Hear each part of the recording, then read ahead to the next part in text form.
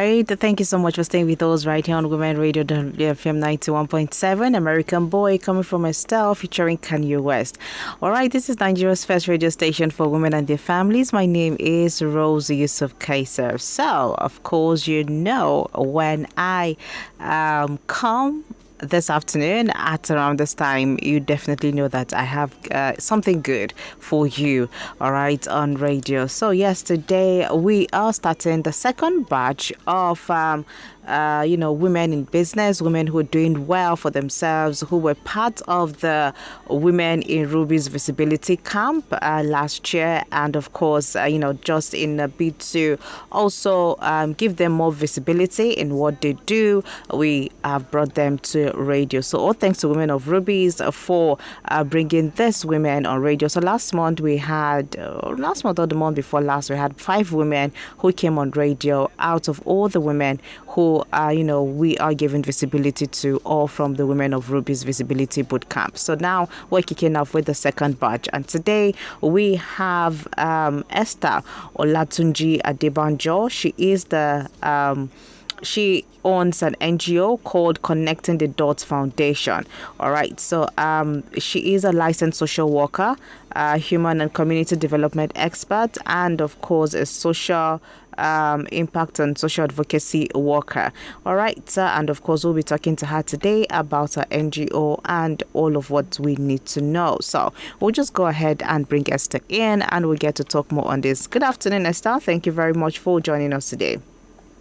Good afternoon. Thank you very much for having me too. All right. I hope that this new month is starting up really well for you. Right. That's a very good one. At this time of the month, having to come on a radio show, March 1, it promises to be a great month then. Mm-hmm. All right, Esther. Now tell us about the NGO, Connecting the Dots Foundation. All right. So in Connecting the Dots Foundation, we pride ourselves as a human capacity development organization that strategically positions ourselves to provide youth with direction and tools that they need to fulfill their goals or aspirations, right? And we act as a catalyst for global change for this youth also. Okay.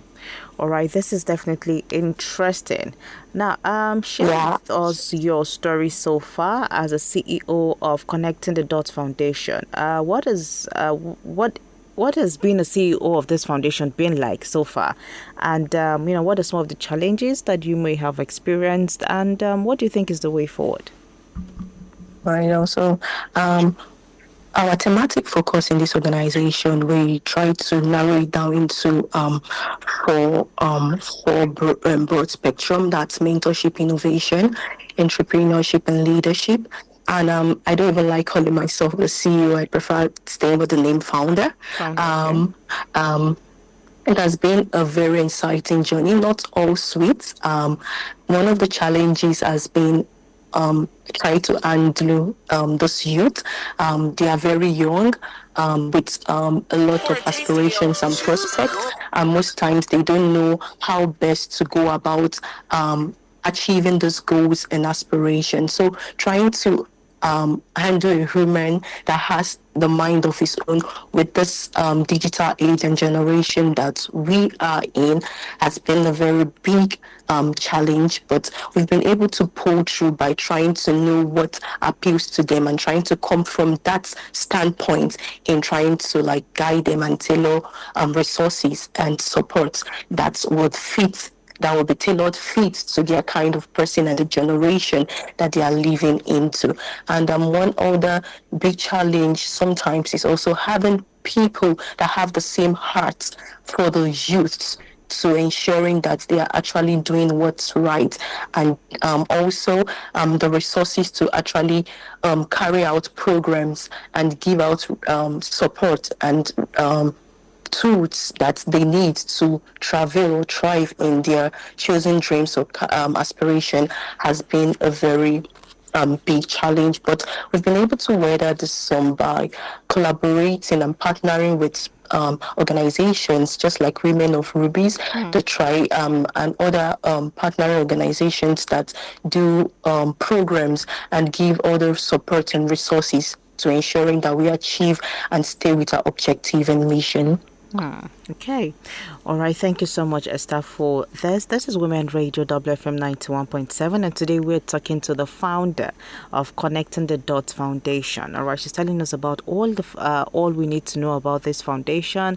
And, so far, her story so far with the foundation and, of course, challenges and way forward. All right. So this is part of, one of the amazing women doing good stuff, from the Women of Rubies Visibility Bootcamp. All right. And of course, we're here trying to see that we also contribute on Quota to push, this visibility forward. All right. So now let's hear how was it like starting this foundation? Because I'm sure there are a lot of people or a lot of young women who would want to start up their own foundation, excuse me, but, they are experiencing a lot of hitches, experiencing a lot of challenges. How was it like starting up this foundation for you? So maybe that would just give them, a sense of belonging, knowing fully well that somebody has gone through this. Most likely, they would also go through it and come out successfully. So how was it like starting up this foundation? All right, so thank you very much for the question. I started the foundation as a very young girl when I went to serve my father's land back then in the south. And it all started, I would say it all started as passion, right? Passion for the young ones, passion to see the young ones not being labeled like they don't know what they're doing or they are just living life without having any future at heart, right? So it all started with a passion without knowledge, and it was waggling water. Well, when I saw it, I never knew it was gonna become a foundation. I just wanted to just play my little part in ensuring these kids are okay and they have just all what they need just to make sure that they are not being labeled as rebellious kids then, right? So it all started and it grew. But along the way, I knew that I just had to put structure into this thing. And I think that's one great lesson I learned throughout the way. Yeah, it's good to start all with passion, but having putting a structure towards whatever passion you have, it's a great way to start. That's how you'll be able to build a firm foundation. And how did I acquire this structure? I looked up onto people that had done it before me and actually went for classes and went for tutoring and mentorship in running a not-for-profit, right? So structure is very, very key. And it's the one that would stabilize whatsoever passion, because most people that come into the non-for-profit space more often than not just came in because they saw a need in the community, they saw a need in their locality, and they feel their voice and they feel that's change that can put in something to creating that longing that's change that everyone needed in the society. So most times not enough knowledge is being gotten before venturing into it. So along the way, a very good one is to get a structure in place so that your organization will be solid and will be able to achieve its mission and vision for you creating it. Okay. All right. Thank you so much, Esther, for all of what you've told us this afternoon. So let's go to, your word of advice. What's your advice for those who are looking to start up their own NGO as it is right now? Especially in a country like ours. You were not in the country, yeah? You're not in Nigeria? Yeah. Okay. Yeah, presently, yeah. All right, presently you're not here. So now what's your advice for those looking to start up their own NGO, especially in an environment like ours that had so many challenges? Yeah, so I would say they should go for it. Most times you might have the big picture, but you might not see it like coming to reality. It's gonna be an enormous work trying to create a change in your locality, but go for it because it's worth it. We all are looking up to the government, looking up to other bigger parastatals that maybe they would be the source of change. But I can't tell you for a fact that you can start up a change in your locality, even to your next neighbor. That is how we will have that ripple effect of change that we are all clamoring for, especially in the country, Nigeria, where we have a lot of social vices and social issues year in, year out. So I would say go for it. Start up in that your locality. Be that kind person to your next neighbor. And it's something worth doing and something that will be very, very beneficial for the globe at the long run. Yeah. Okay, so how long has Connecting the Dots Foundation been up and running for? All right, I think I started unofficially 2016 when I was doing late service here. And I would say officially this year we make it 6 years that we've been running the not-for-profit here. Wow. All right. And in these 6 years, how have you been able to, gather support? Because at the end of the day, you can't rule out finances, the financial part of Big it. time. Yeah. So You're very right. how have you been able to go about that aspect of, funding the NGO? Because, I mean, that's the one thing that might be ringing in the minds of so many young, people, young women who want to start up a foundation.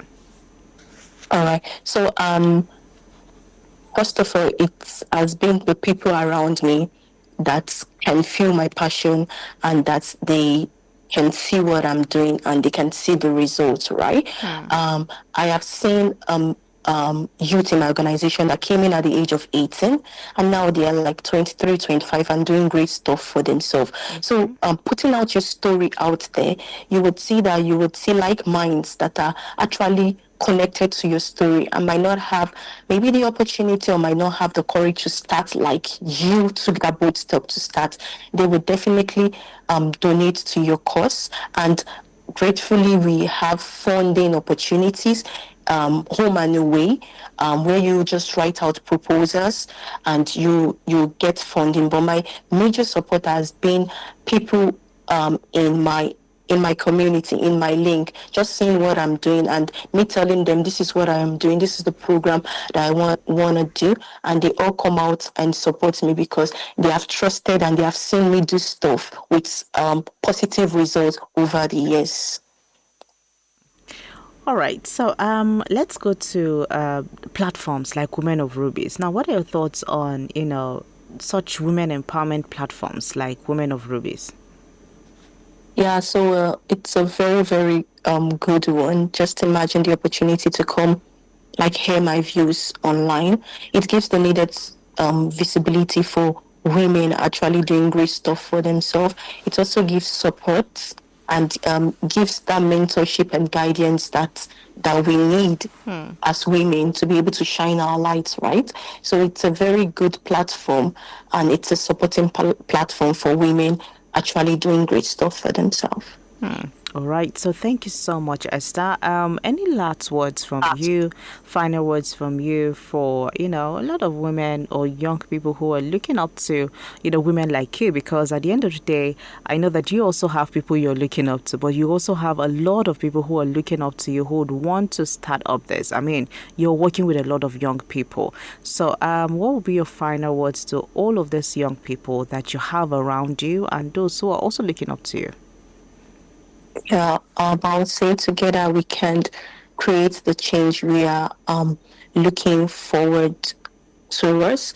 None other time is better than now to actually show kindness, to actually go a little bit out of our way to just make the other person happy, to just make the other person feel love, and just do our own bits in making the world a better place. Together, I strongly believe we can.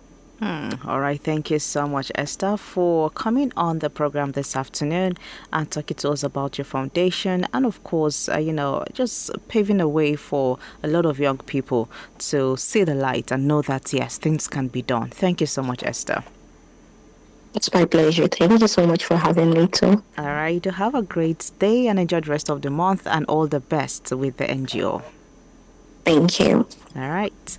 So that's it. Esther Olatunji Adebanjo, the founder of Connecting the Dots Foundation, is the first of this set of women who are doing well, of course, in different businesses, different organizations, from the women of Rubies. All right. So, yes, in the coming week, we'll be definitely having one or two of them come through. All right. So, do want to stay with us right here on Women Radio WFM 91.7. And, of course, amazing songs will be coming your way. My name is Rose Yusuf Kaiser. Good afternoon.